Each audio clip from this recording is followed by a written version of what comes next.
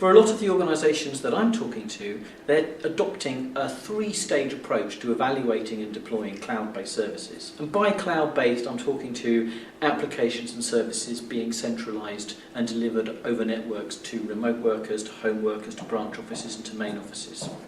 The first phase is finding an isolated application, an opportunity to dip a toe in the water and try out a cloud service. So for a lot of these, maybe a web and audio collaboration service and conferencing service. That's been something that people have been deploying for a long time. Perhaps a CRM application, such as Salesforce.com, which is something that's quite isolated, can be taken as a single point solution and put into the cloud.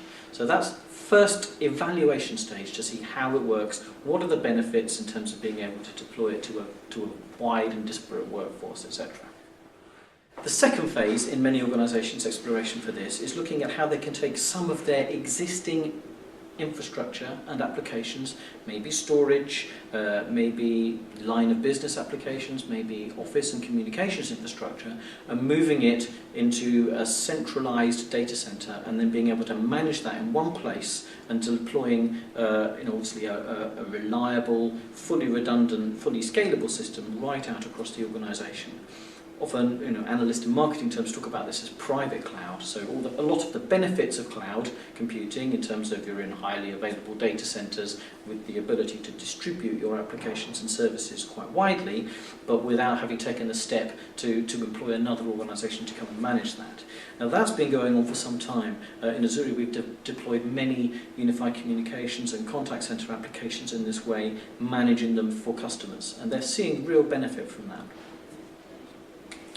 The third phase for most organisations will be an assessment and a categorisation of the different IT products and services that they take. Some of them will be commodity services, like maybe email, desktop productivity, that are going to be, although a central service to them, are going to be fairly common across most businesses.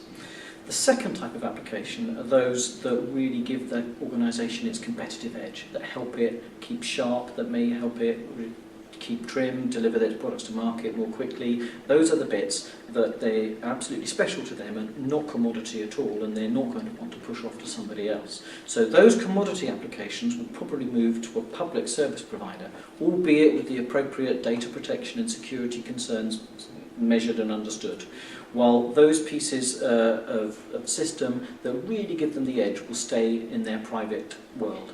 And that's where I see the equilibrium will settle between the public and private, the public delivering commodity, the private giving those real bits of competitive advantage.